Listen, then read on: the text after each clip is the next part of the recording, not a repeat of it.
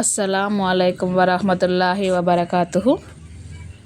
ఈరోజు చెప్పుకుంటున్న టాపిక్ ఇస్లాంలో ముస్లిం స్త్రీలు పరాయి పురుషుల ముందు ప్రవర్తించే విధానం ఎలా ఉంటుంది అనేది స్పష్టంగా తెలియజేస్తాను. ఈ విధంగా ఉండాలి అనేది చెప్తాను. ముందుగా మొదటి పాయింట్ గురించి మాట్లాడుకుంటే, హిజాబ్ ధరిస్తూ సాంప్రదాయ దుస్తులు శరీరాన్ని పూర్తిగా కప్పి ఉంచే విధంగా దుస్తులు ధరిస్తూ, అదేవిధంగా దైవభీతి సూచించే వస్త్రాలుగా ఉండాలి. అంటే ఎలా అంటే ఇప్పుడు టైట్ లెగ్గిన్స్ వేయడం, టాప్స్ వేసి చున్నీ వేయకుండా ఉండడం, ఓని వేయకుండా ఉండడం, అలా చేస్తున్నారు ఇప్పటి జనరేషన్లో. అది కాదండి, మనం ఎంత వదులుగా ఉండే డ్రెస్సులు వేసుకున్నా అది దైవభీతిని సూచించే వస్త్రాలుగా ఉంటాయి. మనం డ్రెస్లను టైట్గా వేసుకొని లెగ్గిన్స్ వేసుకొని అది కాదండి. ఇస్లాంలో హిజాబ్ అనేది చాలా ఇంపార్టెంట్. ఖురాన్ 33వ సూరా 59వ ఆయత్లో ఇలా చెప్పబడింది: ఓ స్త్రీలారా, మీరు మీ హిజాబ్ను క్షమాత్మకంగా ధరించండి, తద్వారా మీరు మర్యాదతో గుర్తింపబడతారు. మీరు హిజాబ్ను మంచిగా ధరించండి, దానివల్ల మీరు మర్యాద అంటే మనం వేసుకునే బట్టను బట్టే మనకు మర్యాద ఉంటుందండి.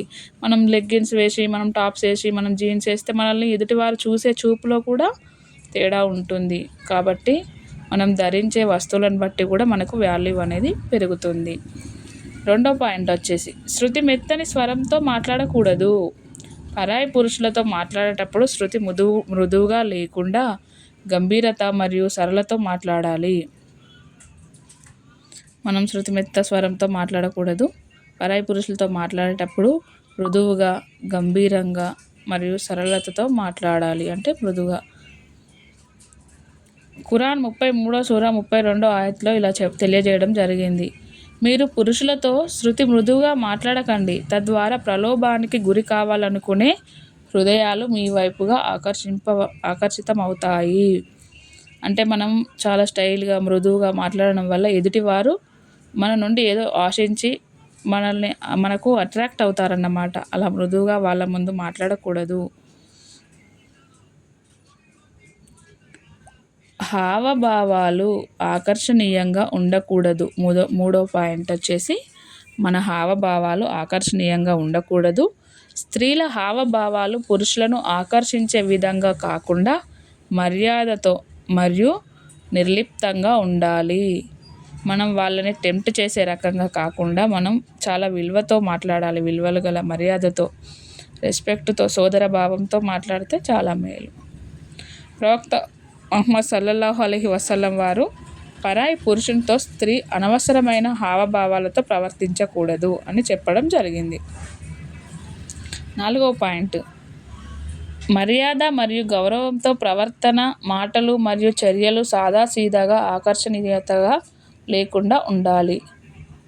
సరళతోనే సౌందర్యం ఉంది. హదీస్ చెప్పబడింది ఇలా: మన సరళత్వంతోనే మన యొక్క అందం రెట్టింపు అవుతుంది అని చెప్పడం జరిగింది ఈ హదీస్ ద్వారా. 5వ పాయింట్ వచ్చేసి, పరిమిత పరిచయం. అంటే అవసరమైన విషయాలకు మాత్రమే పరిమితం కావాలి. ఎలాంటి అనవసర సంబంధాలకు దూరంగా ఉండాలి. మనకు అవసరమైన ఇప్పుడు మనకు అది అవసరమైతేనే వాళ్ళతో మనం సంబంధం ఏర్పరచుకోవాలి. అనవసరమైన సంబంధాలకు దూరంగా ఉండాలి అని చెప్పడం జరిగింది. 6వది, కూడలి లేదా సమూహంలో మాత్రమే కలయిక. పరాయి పురుషునితో ఒంటరిగా ఉండకూడదు. ప్రవక్త ముహమ్మద్ సల్లల్లాహు అలైహి వసల్లం వారు పరాయి పురుషునితో స్త్రీ ఒంటరిగా ఉంటే వారి మధ్య శైతాన్ నుండి తీరుతాడు అని చెప్పడం జరిగింది. 7వ పాయింట్, ఇతరులని గౌరవాన్ని కాపాడడం. పరాయి పురుషులను గౌరవంతో చూసి అనవసరమైన మాట్లాడే శైలిని లేదా హావభావాలను దూరంగా ఉంచాలి. ఈ నియమాలు ఒక వ్యక్తిత్వాన్ని రక్షించడమే కాకుండా సమాజంలో దైవభీతి, మర్యాద మరియు నైతిక విలువలను కాపాడడానికి సహాయపడతాయి. కాబట్టి ఇవన్నీ పాటించండి. అస్సలాము అలైకుం వరహమతుల్లాహి వబర్కాతుహు.